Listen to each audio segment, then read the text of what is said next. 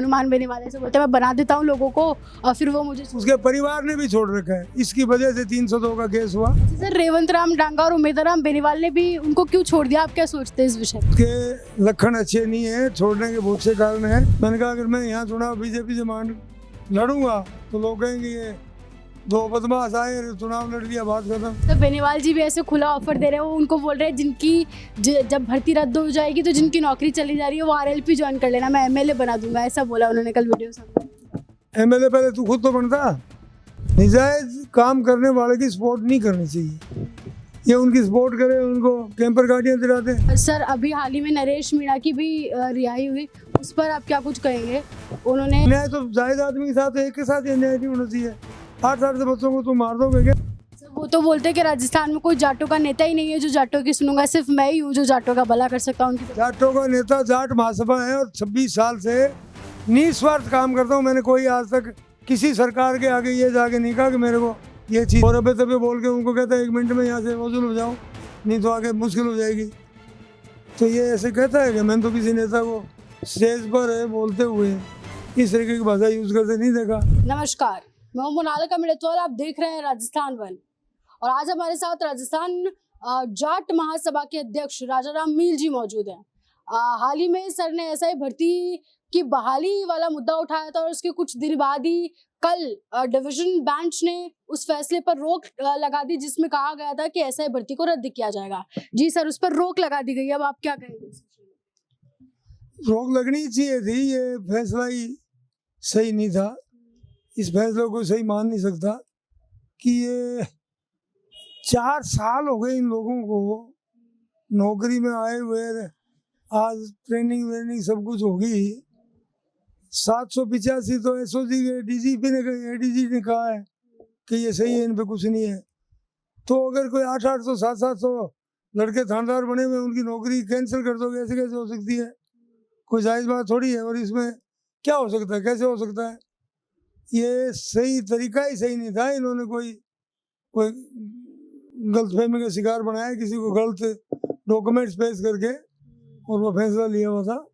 और ये कल डीबी में इसके स्टे भी हुआ और आगे 8 तारीख दे रखी है, उसमें सुनवाई भी होगी। ये देखो, इस पे कैंसिल हो नहीं सकता। अगर कोई दोषी है तो पकड़ो ना, कोई इसमें पकड़ा जाएगा, जुर्म साबित होगा तो गिरफ्तार हो जाएगा, नौकरी चल जाएगी, कहने की जरूरत ही नहीं है इसमें। तो ये तो फैसला बिल्कुल ही गलत था और सरकार भी इसमें वन साइडेड होना चाहिए था। सरकार को पता नहीं पहले क्यों ढुलमुल हो रहे थे। अभी भी ये बच्चे गए हैं अपील में, तो इनको भी सरकार को साथ जाना चाहिए था अपील में, और वे जाने के सोच भी रहे हैं कि शायद जाए। तो सरकार के भी सारे मंत्री बड़े बड़े सब लोगों ने कहा है कि ये मतलब सही नहीं है, फैसला जो हो रहा है हुआ वो गलत हुआ, रहा सही है। गजेंद्र सिंह जी बोले हैं भाई 80 बच्चे राजपूतों के और राजपूत पूरा समाज खड़ा है, तो 180 जाट समाज के भी हैं, तो जाट समाज को क्यों नहीं खड़ा रहना चाहिए साथ में? जाट समाज से तो हनुमान बेनीवाल विरोध में खड़े हैं, वो तो कह रहे हैं भर्ती रद्द होनी चाहिए। अब हनुमान बेनीवाल जैसे कोई एक आधा बचा है समाज के अंदर जो समाज में कोई। अच्छा सर, आपके पास जाट समाज से छात्र आए, उन्होंने कहा कि सर आप भर्ती की बहाली में हमारे साथ।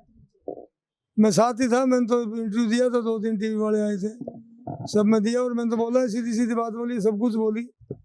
मैं तो निस्वार्थ बोलता हूँ, नहीं मतलब बोलता हूँ। मैं 26 साल से 36 कौमों के साथ लेके चलता हूँ।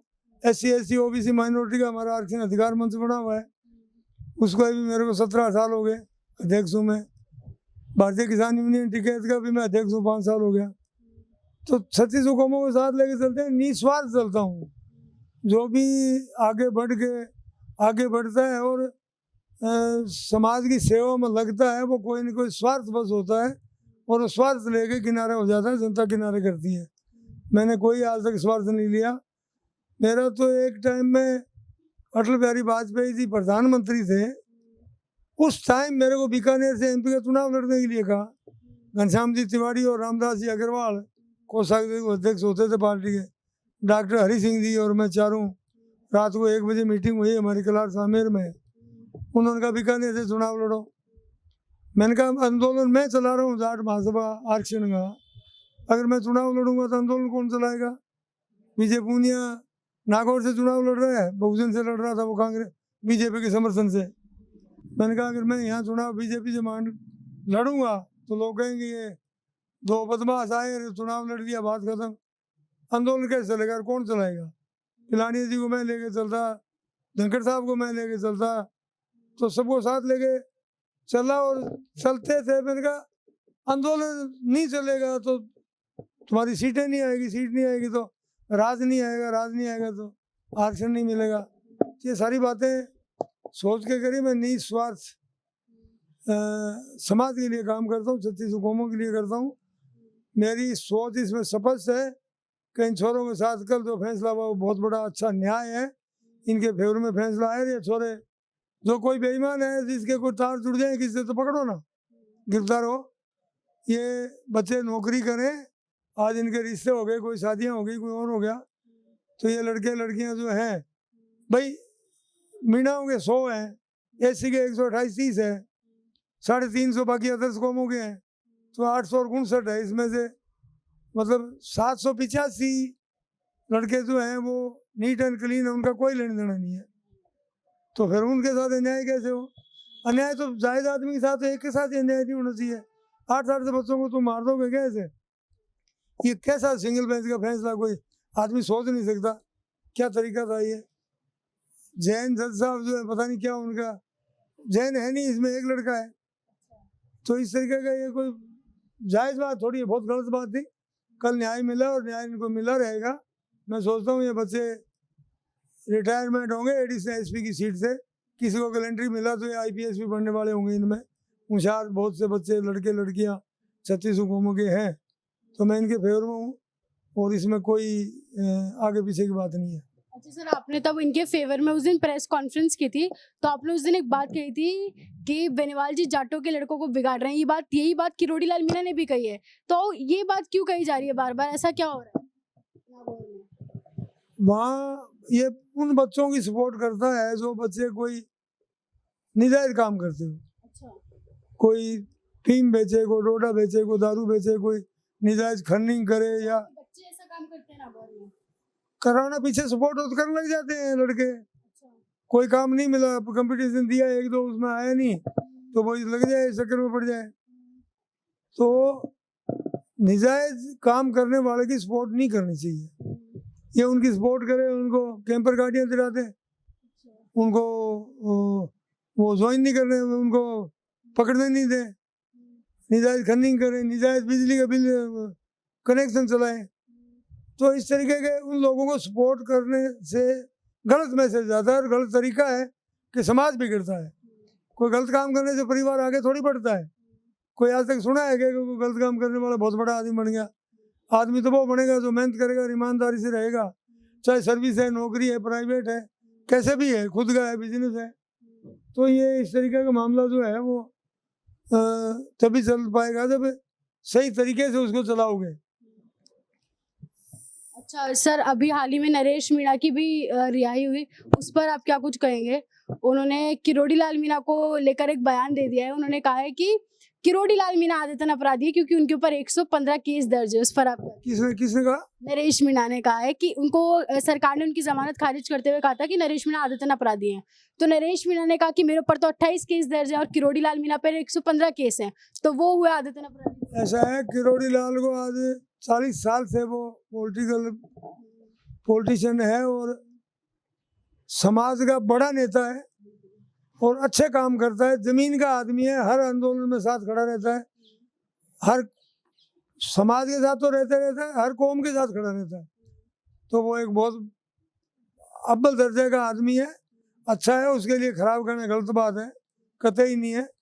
और उनका नेक नामी ईमानदारी से काम करता है वो, ये मैं देख रहा हूँ पिछले 35 साल से तो मैं देख रहा हूँ। तो ये तो बहुत अच्छा आदमी है, बढ़िया है। अभी भी इन्होंने किसानों के फेवर में जो ये छापे मारे बेईमान फैक्ट्री वालों के ऊपर है, जो किसानों के दुश्मन थे, गलत बीज बना रहे थे, गलत खाद बना रहे थे, उनको पकड़ा तो बड़ी अच्छी बात है, बधाई की बात है। अच्छा सर, हाल ही में यादव समाज ने भी हनुमान बेनीवाल के खिलाफ मोर्चा खोला, उन्होंने पुलिसकर्मी की बेइज्जती कर दी थी। वो वीडियो भी शायद आप तक जरूर पहुंचा होगा, उस पर क्या कहेंगे? मैं ये कहता हूँ कि जिसने वो शब्द बोले, जिस जिस तरीके से बोले, तो ये कोई अच्छी बात थोड़ी थी।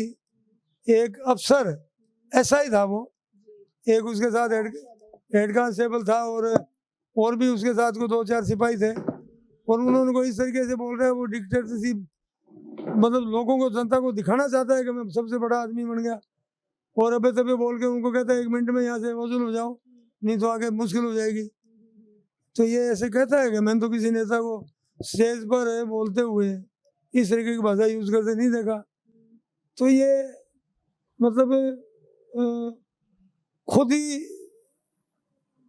बौखलाया वैसा है कि हर जगह किसी के खिलाफ वहाँ बोला, उसके बाद में के जो मंत्री है उसके खिलाफ बोला, वहाँ से 6 लाख आए, वो गए, ये सब इस तरीके की हर आदमी के खिलाफ बोलेगा।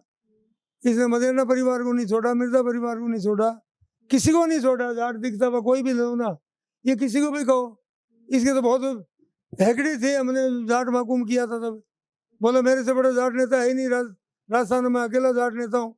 जब उसने खूब गोटियां लगा ली, लेकिन हमने तो 4 लाख आदमी इकट्ठे किए, आए ना, हमारे पे विश्वास किया ना लोगों ने, तो उसके कहने से सारा कुछ थोड़ी होता है।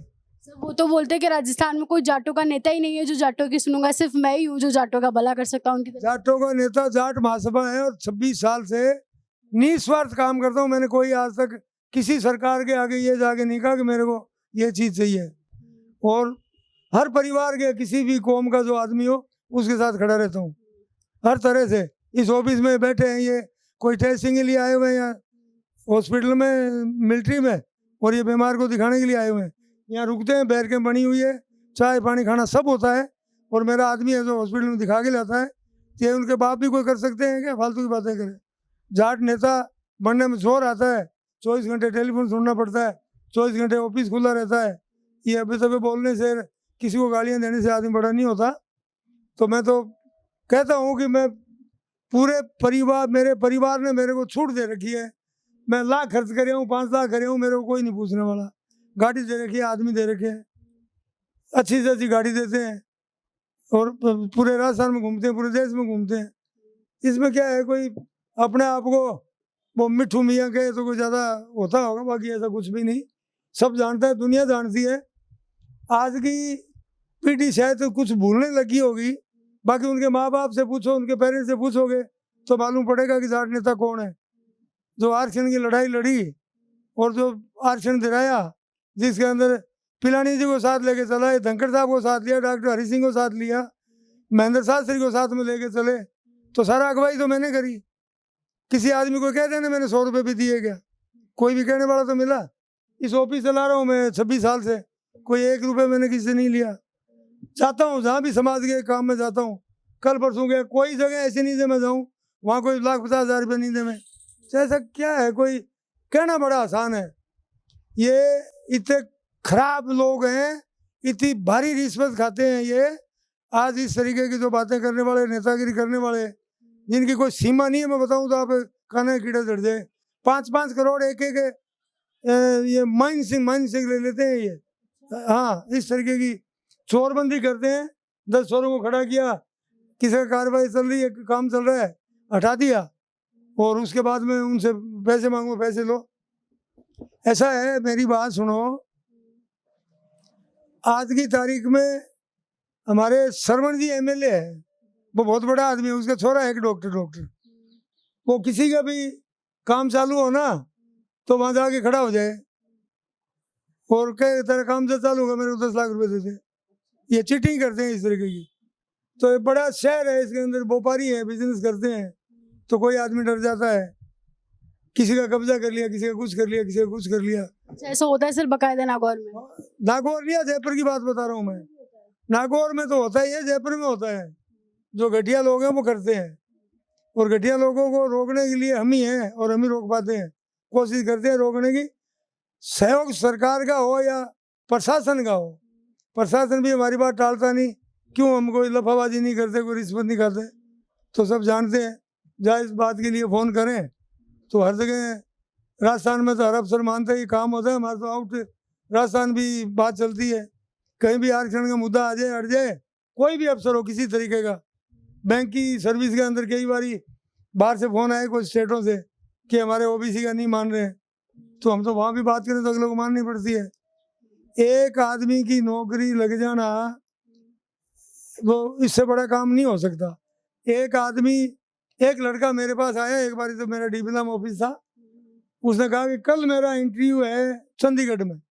इंटरव्यू नहीं है, कल मेरी ज्वाइनिंग है चंडीगढ़ में, और मेरे कागज यूनिवर्सिटी में फंस गए और मेरी जिंदगी मौत का सवाल है। मैंने यूनिवर्सिटी में बात करी और मैंने कहा इनको कागज दे, भेजा, उसको कागज मिल गए बेचारे को। वो जाके ज्वाइन करके वापस मिठाई का डब्बा लेके आया। उसने कहा कि आपकी वजह से मेरी नौकरी ज्वाइन कर ली। तो हमें तो भूल जाते हैं, हमारा एक ही काम है जाट महासभा का, नेकी करे और आगे आगे निकलो, बस, कोई मतलब नहीं है। किसी की बुराई भलाई हमें क्या लेने देना है किसी से, जो करेगा वो भुगतेगा। अच्छा सर, बेनीवाल जी भी ऐसे खुला ऑफर दे रहे हैं, वो उनको बोल रहे हैं जिनकी जब भर्ती रद्द हो जाएगी तो जिनकी नौकरी चली जा रही है वो आरएलपी ज्वाइन कर लेना, मैं एमएलए बना दूंगा, ऐसा बोला उन्होंने कल वीडियो सामने। एमएलए पहले तू खुद तो बनता, अब तेरी गोटियां लगाई तुम्हारा नहीं क्या, आगे दोबारा बनेगा तो जोर आएगा, उसको मालूम पड़ेगा। नागौर जिले में भी कोई एक भी लड़का उसके फेवर में कोई ट्वीट तो डाल के दिखा दे, कोई फेसबुक पे डाल तो दे, मालूम पड़े उसको कैसे डालते हैं। ट्विटर पे तो बहुत सारे लोग, एक वीडियो तो बेनीवाल जी का नागौर का नहीं है, नागौर का नहीं है, नागौर का होगा वो सुबह थाने में मिलेगा। सर किसी ने तो, आपने अभी उस दिन बयान दिया था तो किसी ने तो ट्वीट हनुमान बेनीवाल की वीडियो उठाकर ये डाला कि कोई भी आपकी बात ना सुने, और उन्होंने वीडियो में ऐसे बोला, ऐसे इनको अध्यक्ष किसने बनाया? उसके एड्रेस की जानकारी करो, वो नागौर जिले का नहीं होगा। आपको अध्यक्ष किसने बनाया? वीडियो भी मेरे पास, आप कहेंगे तो आपको वीडियो। अध्यक्ष तो मैं तो लीगली बना हुआ हूँ, और तो बनाने वाले हैं, और हमारे हर 5 साल बाद चुनाव होते हैं, तो किसी में कोई हिम्मत है तो आगे वो ऑफिस बरोबर खोले ना, मैं तो छोड़ दूंगा, उसको संभला दूंगा, कोई चलाए तो सही। ये कोई आसान काम है क्या? कम से कम 5-7 लाख रुपए महीने का खर्च है, कौन करता है? किसके पास कमाई करके लगाना बहुत औखा लगता है, कहने से कुछ नहीं होता, लेकिन इंजाम होते जा रहे हैं, उनको हो गए इंजाम, और आगे से इसीलिए तो वो उकचुक हो रहे हैं कि आगे जगह नहीं है। अच्छा सर, रेवंत राम डांगा और उमेदराम बेनीवाल ने भी उनको क्यों छोड़ दिया, आप क्या सोचते हैं इस विषय पे? उसके लक्षण अच्छे नहीं है, छोड़ने के बहुत से कारण है। मैंने उसको एक बारी, उसने मेरे को ऐसे ऐसे शब्द बोले हुए कि मैं आपको बता नहीं सकता। उसने मेरे को बोले थे, टीवी पे बोलना ठीक नहीं है, उम्र में बहुत ज्यादा। अरे वो है, मेरे को बताया था उसने, लेकिन उनको छोड़ने का कारण है उमेदवार में एमएलए का चुनाव लड़ा इसकी पार्टी से बाड़मेर जिले में। उसका मकान था बेचारे का जोधपुर में, 10 करोड़ का मकान बिकवा दिया। और डांगा है तो डांगा भी उसी की पार्टी का था। दो प्रधान बने, इसके खिलाफ खड़े हो गए, खिलाफ खड़े हुए तब बने, इसने नहीं बनाया। हाँ, तो ये तो छोड़ना, एक डांगा क्या छोड़ गया, डांगा और बेनीवाल क्या छोड़ गए, ये बहुत से छोड़ गए, कोई है ही नहीं उसके साथ नागौर जिले का। वो बोलते हैं मुझे छोड़ जाते हैं लोग, हनुमान बेनीवाल ऐसे बोलते हैं, मैं बना देता हूँ लोगों को और फिर वो मुझे उसके परिवार ने भी छोड़ रखा है, इसकी वजह से 302 का केस हुआ, जिसमें इसके 2 भाई अंदर है जेल में, और ये खुद तो को जोड़ तोड़ करके हॉस्पिटल में रहा, या जेल में नहीं गया, लेकिन एक भाई जेल में डेथ होगी, एक भाई बाहर आने के बाद डेथ हुई। एक जस्ट इसका सगा भाई इससे जो बड़ा था, उसकी घरवाली उससे 2 साल उम्र में छोटी थी, एक बच्ची थी उसके साथ, जहाँ तक मेरे ध्यान है। मैंने ताकत लगा ली पूरी कि तू इस लड़की से शादी कर ले, इस आदमी ने नहीं की। वो 26-27 साल की 28 साल की लड़की थी, तो क्या इनको हाई नहीं लगेगी क्या उन बच्ची की जो सारी उम्र बिताएगी? तो ये सब छोड़ रखे हैं। इसके परिवार का कौन है इसके साथ? उसका भाई जो इसको एमएलए बनाया वो भी नहीं है, उसको हटा के घरवाली को टिकट दे दी इसने। तो भाई को लड़ाता ना, दूसरी बार भाई को लड़ाता, चाहे चांस बनता। भाई को से नहीं लड़ाया, भाई साथ नहीं, नहीं भाई साथ था, लेकिन घरवाली को बनाना था ना, तो भाई को नहीं लड़ाया। जबकि भाई की सोच अच्छी है, वो लड़का अच्छा है, ये सारे गुण है वो इसी में ही है। हाँ। अच्छा सर, सरकार आपको सहयोग करती है, आप जो भी निस्वार्थ भाव से काम करते हैं, अभी वर्तमान में भजनलाल जी की सरकार है, आपको सरकार की तरफ से सहयोग मिलता है? हमें जरूरत ही नहीं पड़ती, हम तो कहीं कोई जायज़ बात हो तो कह दें या लिखा पढ़ी कर दें, कहीं जाना हो तो चले जाएं, काम हो ही जाते हैं हमारे। काम तो अफसर को करना होता है। आप क्या सोचते सर, अभी सरकार कैसा काम कर रही है राजस्थान में? 5 साल बनाम 1.5 साल बड़ा चला था। जायजा हम नहीं ले सकते, हम तो जाट समाज और किसान वर्ग के बारे में बता सकते हैं कि क्या हालत है। किसानों की पोजीशन ठीक नहीं है, और अभी मिलिट्री की भी पोजीशन में गड़बड़ है कि 350 हमारे जवान कम कर दिए इन्होंने, धीरे धीरे हो गए। कुछ कांग्रेस के टाइम में हुआ और बीजेपी आने के बाद में 2 लाख कम हो गए। आज की तारीख में 3.5 लाख फौज कम है। हमारी 15 लाख होती थी, आज 11.5 लाख है। ये हालत है। फौज ही अगर घटती जा रही है तो ये एक चिंता की बात है। किसान वर्ग के बरसात से पूरे देश के अंदर बर्बादी हुई है, तो किसानों को मुआवजा, मैं तो राजस्थान सरकार को परसों भी कहा, आज भी कह रहा हूँ, 20 दिन के अंदर सर्वे करके और जिन लोगों को नुकसान हुआ है उनको मुआवजा दिया जाए। मैं तो ये कह रहा हूँ, हमारे को कहीं आवश्यकता जरूरत होगी तो मिलेंगे जिनसे मिलना होगा। बहुत शुक्रिया सर।